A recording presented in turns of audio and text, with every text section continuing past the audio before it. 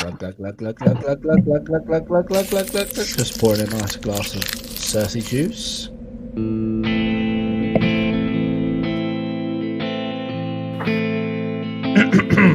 For the first time, right, in ages, I've actually come in with an MVP and a popcorn tour already. Oh, sick. I mean, You must have been sufficiently hyped. I'm excited to talk about it. It's a good thing, isn't it? It's good. Good. Yeah, exactly. That's what I mean. It's a good thing. Yeah. It's good. Hello, everybody. Welcome to Popcorn Saga Game of Thrones Season 3, Episode 4. Yeah. Mm-hmm. And now his watch has ended. And joining me are two of Craster's children. Tiff's the boy, though. Tiff's the boy. Yeah. Tiff's the boy. Okay. You right? Yeah, good. Ready to talk about it? Yeah. There's so much to talk about. There's a lot happened in this episode. Yeah, it was very deep, wasn't it? Let's tuck in. Dracarys. Right, I think we're starting in the Riverlands with Jaime Lannister. Yeah. He's looking very, very sad for himself with his hand around his neck. Yeah. And I feel really sorry for him. So do I. It's really hard to watch, actually. I mean, I know he pushed Bran out of a window and all that, but I'm glad he did that. Yeah, I'm glad. Exactly. I'm kind of annoyed that he didn't die from it. So, you know, it's a complete buy in my book. But it's just broken, isn't he? Like, you should see how much that hand means to him, didn't you? Yeah, and it made me think, actually, obviously, he pushed Bran out the window. Mm. He's boning his sister, but that's not abnormal in this world. Mm-hmm. And apart from the Ned Stark ambush, which even then he showed a bit of honour, he hasn't really been a bad guy, has he? Really? No. He's just a rogue, and now they cut his hand off. I know. He's just like the charmer and the jokester, really. Like, he's not. Yeah. There's a lot said about Jaime's art and stuff, but he's always just himself, you know? Yeah, exactly. Yeah, I think so. Yeah. And to put his hand round his neck, I mean, that's savage, man. Diabolical. That is diabolical. Yeah, he's good and bad, you know? Like everyone. Yeah. It's a moral of the story. Mm-hmm. They flip the line very often with Jaime, don't they? Yeah. And yeah, that's pretty much the biggest takeaway. Brienne says Yeah, I liked her a bit, to be fair.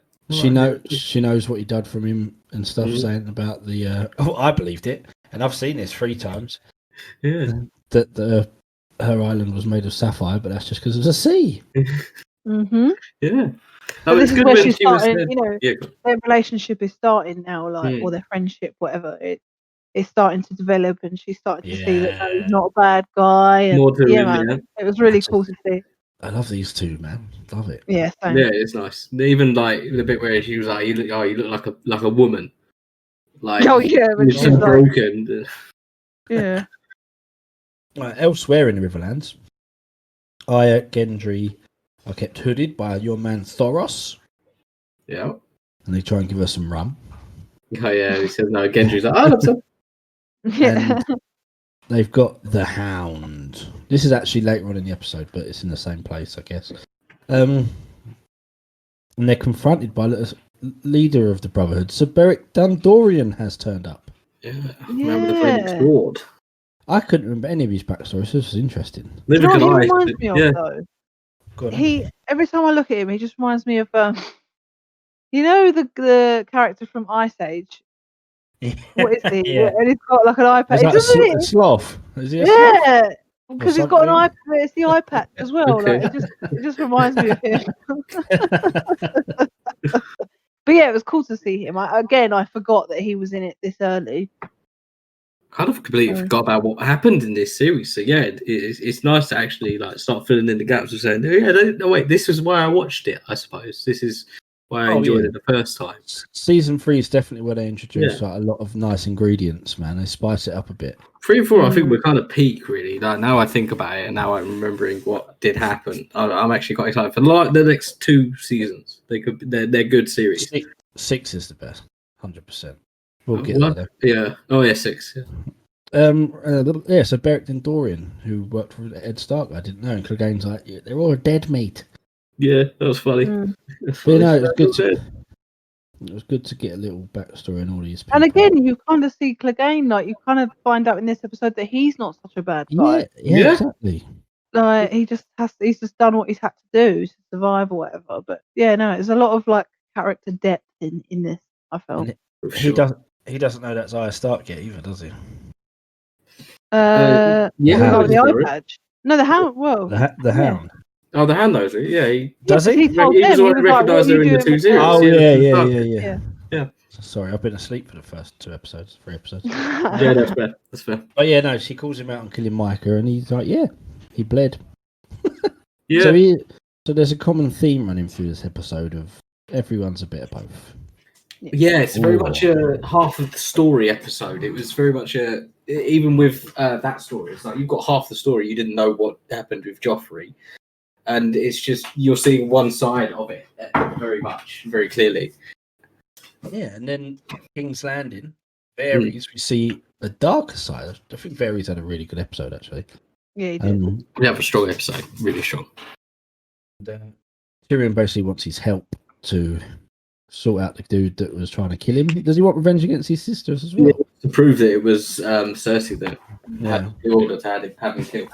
Not that that'll make a difference to anything, but no, it makes him feel better. Yeah, why not? But he's also managed to get hold of the man that cut his balls off in a box.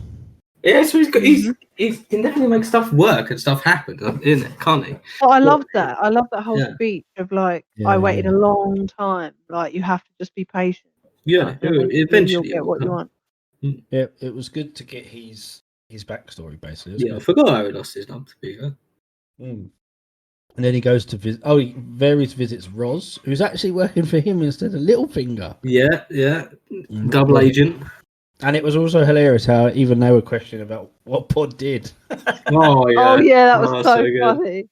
So what did they say? And she's like, "Oh, what was it? It's indescribable or something." Yeah. Oh yeah. I wonder what he did. It was just so fucking funny. I love Podrick. Pod. What about Pod? And then they figure out, obviously, that Littlefinger, that we know already, that he's wants Sansa on board. Yeah, he's wrong. Yeah, they're just finding out. Yes, and then Joffrey. This was because Joffrey's giving Marjorie a tour of the section of Baylor, and he's like, "This is where his sister got eaten by a dragon."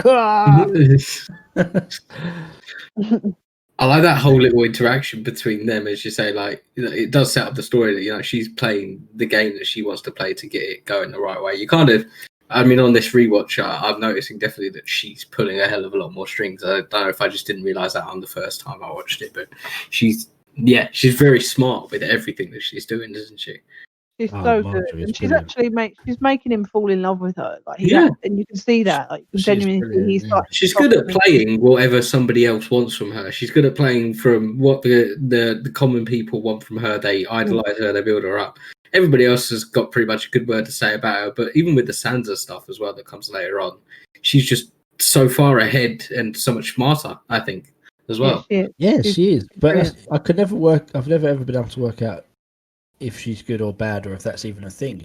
Each of these characters just all have their own agendas. Yeah. But she's one of the ones that's oddly self-serving, isn't she? She's like servicing. She's always out for herself. She's one of them.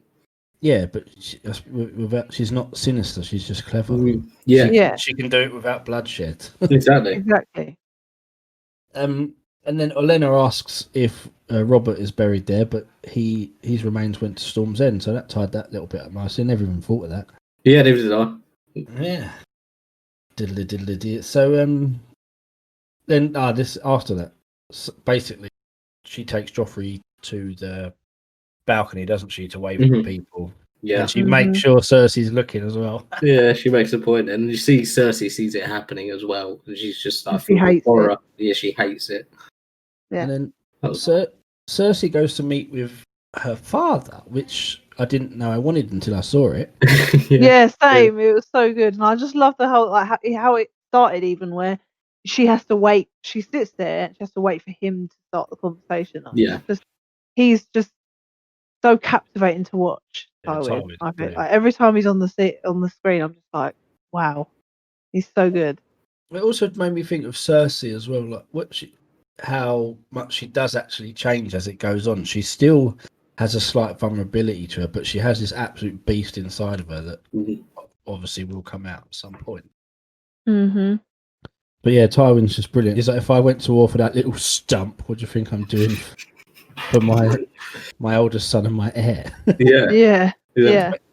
But he does make a good point, Tywin. He's like, well, you've let Joffrey run roughshot over the whole city, basically. Yeah, it was a great line. He was like, I don't not trust you because you're a woman. I don't trust you because look at what look at Joffrey. He's a fucking nutcase. Her And a weakness is her pussy. children. Yeah. Yeah, and then you see Tywin stamping some letters, dealing with some stuff. Mm-hmm. This was my favourite as well, when Olenna's basically slagging off their family sigil and stuff. That winter's coming, that's a saying. Yeah. She's so good. And her meeting with is that now? Yeah, she meets with Varys. This is awesome as well. Yeah, that's really cool. I didn't realize this was a thing at all. She sees everyone for what they are. She is absolutely no bullshit, but she's also happy to play the game. Yeah. Yeah. But it also put over Littlefinger as well, how dangerous he is. He literally holds the key to the north. Yeah, if he wants to, he does, yeah. I hadn't actually really even thought about it. I thought he just sort of fancied Sansa because he fancied her mum and he had some weird, which he probably does as well. But I didn't realise actually, it's all about power for him and how far he can get and how much he wants to control. And it's scary.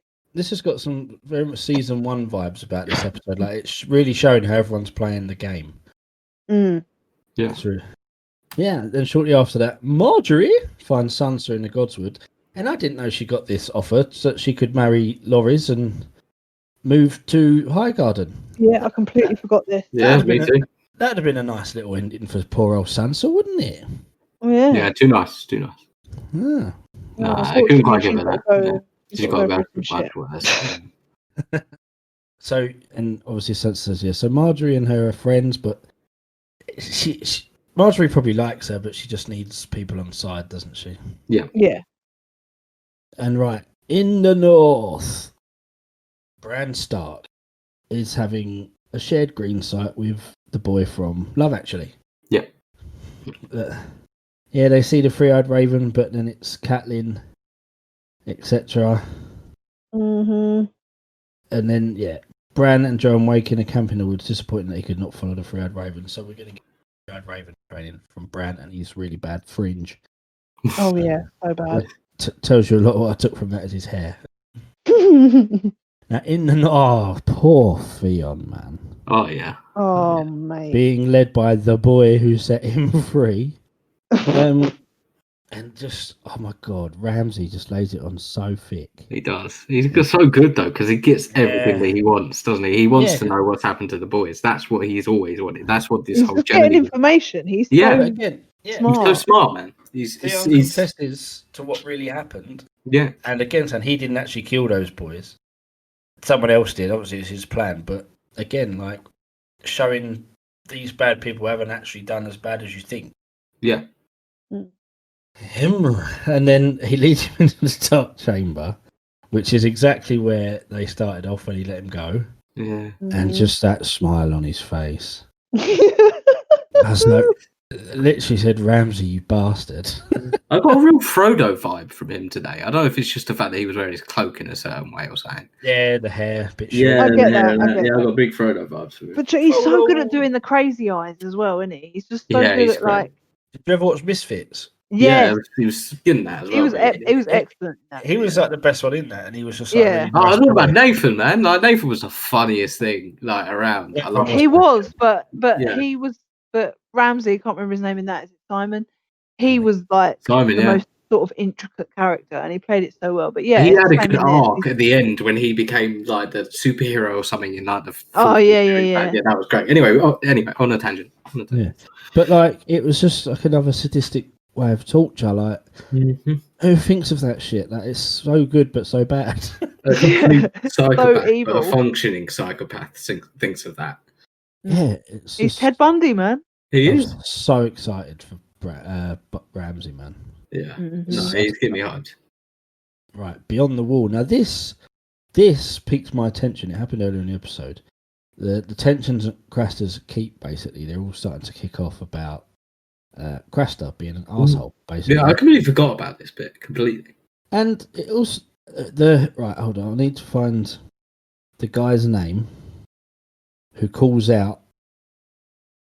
Oh, the guy who started it. Carl Tanner. Is that the guy from Torchwood and that? Yeah, Carl Tanner. I want to high five you and raise a glass to you because he called out the bullshit. Yeah. I know they ended up being turncoats or whatever, but yeah, Craster is a prick. He's a prick. And why don't they all? I mean, there's loads of them. Just fucking kill the dude. I mean, I know they do, but why are you putting up with this shit? Yeah. Yeah. And then Mormont gets fucking stabbed by obviously idiot. I completely forgot that he died. Oh, he's such a prick.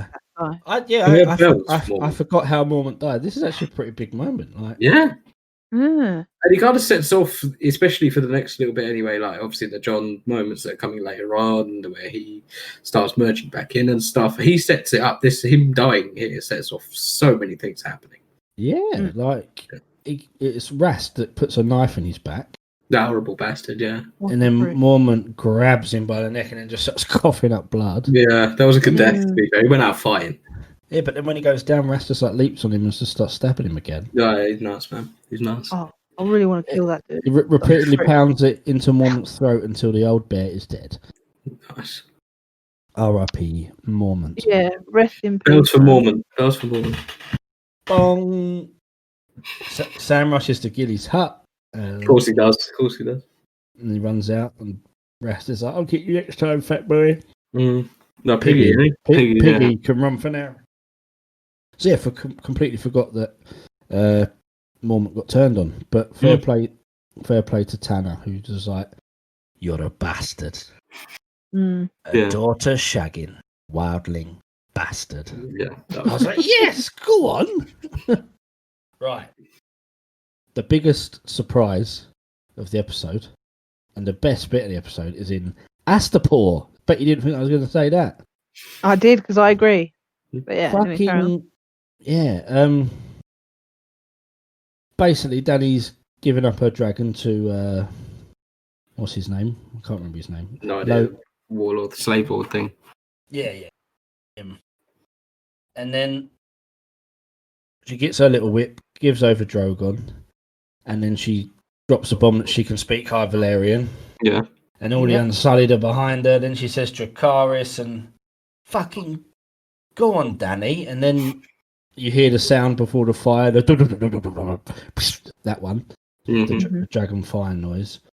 And she walks off with her army and 3 dragons in the sky. And I was like, this is the Dany I want. She's playing the game. Yeah. This wasn't psycho. She planned it from the start. Yeah. So high functioning psycho? I think me and Tiff agree. She's still nuts, but she's being a bit smarter at the moment. I like. No, she's still nuts, but she hasn't had enough loss yet. But that's what pushes her over the edge. But and that's what helps her do this. She's all right at the moment because she's not gone cray just yet. Yeah, she's had her crazy moments in season 1, 2. She's there, but this was well thought out. This is Dany playing the game, and she's very good at it. When she plays it, I mean, she did win the game at the end of the day. Yeah. And the whole speech thing, when she talks to him and she's like, you're free to go. Like, you've been slaves your whole lives. Now you're free. But will you fight for me as free men? And they all just start banging their feet. Oh, it was sick, man. I was like, this is so good. It was so awesome. Yeah, she has what her brother dreamt about for 17 years. Mm-hmm. An army which could reconquer the 7 kingdoms, but she's not done yet. Yeah. Awesome. Nothing more to say, really. I mean, anything I missed? I don't think we did the last one justice, but just watch it. It's fucking... Yeah. It got me hyped. What Thrones used to do was what I remember about it. Yeah, that's why you kind of have to watch it. As much as obviously we can give you as much input and as much opinion as you like, you're only ever going to find out by watching it. Even I'm being turned back. I'm enjoying the journey. I'm still going to shit on season 8 when we get there. But I'm kind of enjoying the little moments. You kind of, for me anyway. Yeah, I've forgotten what I actually liked about these, and this is this is peak Thrones as it was. Yeah, we're going to go for a big chunk now. Maybe not season 5, but 3. The rest of 3, 4, and 6 definitely. Mhm. And for me, 7 and 8. But we'll get there. So yeah, let's move on then to MVPs and popcorn. No. Porn, gore, and hodor. Was there any? There was actually no porn. This and it didn't need it. That's No. the point. Exactly, they didn't need it. And yeah, well, the gore is just the scene with Craster would get the way he dies, like getting the knife through his skull, Yeah. whatever. That Oh was yeah, I pretty brutal. forgot to say as well. Craster's dead. That's awesome. Yeah, that was great. Yeah, he's awesome. But yeah, that's it. So yeah, not Yeah, and the not Hound is going to fight Darren, whatever his name is. Darren, Oh yes, trial by Trial- combat. Yeah. Trial combat. Awesome. And that's it. No boobs, no minge. No boobs, no minge, no butt. Right, James, anything you want to talk about? Good or bad or sideways?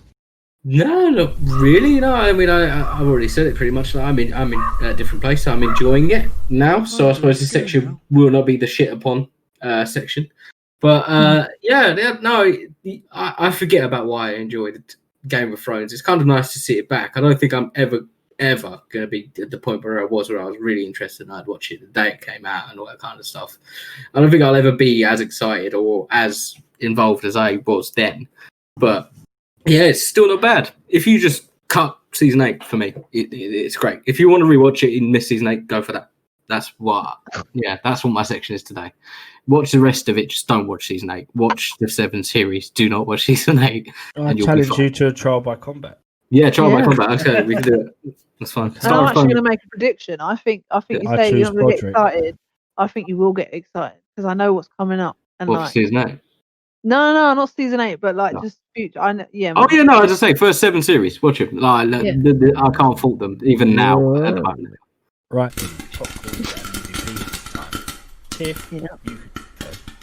Popcorn. Right, my MVP. It's actually a really difficult decision because there were so many people that are deserved of it. But I'm gonna go with just because it was my favorite part of the episode as well. I'm gonna go with Daenerys.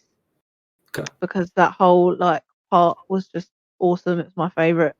I love the mic drop with the speaking Valerian and the dragons and the Dracarys, and yeah, it's sick. And it's got me hyped. So yeah, she's my MVP. But special mention to Alana, is that her name? Olenna. Varies as well. Tywin, Jamie. There were so many great performances, but yeah. So, and my rating is going to be 7 popcorns. It's good. I enjoyed it. There's nothing about it I didn't like. The Bran bit was a bit like meh, but it was short lived, so it's fine. Yeah, I'm hyped, man. I'm well into it, and I'm excited, and I can't wait to see more Ramsay. So yeah, 7 popcorns. It was a good episode. All right, it's my go now. James, you're last. Okay.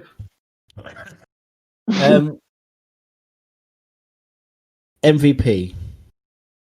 So at the start of the episode, I was like, well, it's going to be Varys, isn't it? And then I was like, well, no, it's going to be Tanner because he was like, you're a northern bastard, wildling, shagging that one. But then it's like it's hands down to Daenerys Targaryen. She absolutely owned it for every reason you said. Popcorn rating 7.5. Good and very good because, yeah, it made me take notice. It grabbed my attention again. Whereas before I watch it, sort of enjoy it, sort of don't. Where this was like, yeah. 7.5. Porridge disease. Yeah, I forgot to mention that. Alright. My MVP. I'm still kind of not sure on a few people, so I might need your help. That's why. Dany. Yeah. So. Yeah, Drogon, she's not in the mention. She's not in. Okay. Mention. All right. What? She's good. Like, don't get me wrong, she's good, and like, I get why you've put her as your MVP, but you know, I saw it coming from the previous episode, even though I don't really remember what happens, or I've tried to get rid of it from my brain, or whichever way it is. I kind of saw it coming, so it didn't hit as much for me. Mm-hmm. That's why I can't give her the MVP because you're not stupid enough to give up your dragon. As nuts and batshit as you are, you're not stupid enough to lose a dragon. And at the end of the day, they respond to her. So I was like, oh, it's fine. She's just going to burn the fires. That's all she's going to do. Because that's what she's got a track record for. But yeah, I understand. And I'm not trying to shit on your MVPs in any way. It's between Theon Ramsay and that wildling fuck. I can't remember his name. Cresta. No, the other one, the one who said you're a daughter shagging wildling northern bastard. Tanner. Tanner. Yeah. So it's beyond Theon because he's hurt and the stuff that he's gone through and finally fessing up to what happened, the giving up and going, I did the wrong thing. You know, as much as like I was in it to win it in an aspect that I was there, I was all in, I was willing to die for it. I was going to do everything. And now he's realizing how badly he fucked up because of the stuff that he's going through, which is why I'm also torn between Ramsay. Because he plays this so well, he lulls him in really well. He gets exactly the information that he wants and he does it effortlessly. So yeah, he's also a second shout. And I'm going to drop the wildling guy. I'd go with Ramsay. Yeah. And that was my original thought, to be fair. Not that I don't want to give it to Alfie twice. But yeah, I think Alfie, yeah. No, I'm giving it to Ramsay. Oh, okay. So special shout out to Ramsay, but it's 2-1, so it's Daenerys. But yeah, Ramsay, I'm excited for that fucked up dude. You know? Yeah. Right. Let's see what the next episode is. Shall we? Kissed by fire. Have a guess. The trial by combat goes off, and doesn't the Hound get something to do with fire? Does it? Oh, it pulls out the flaming sword. I want to say that's happening. That's going to be my prediction. Okay. Jon proves himself. Robb is betrayed. Tyrion learns the cost of weddings. I was going to go to the bank the next episode then, I guess. No. Oh, okay. The next episodes after that, there are some awesome episodes coming up. Okay. Uh-oh. What? Oh, I've just skipped forward to see when it is. And I know it is. Anyway, I'm off to get some tips off Podrick. Okay.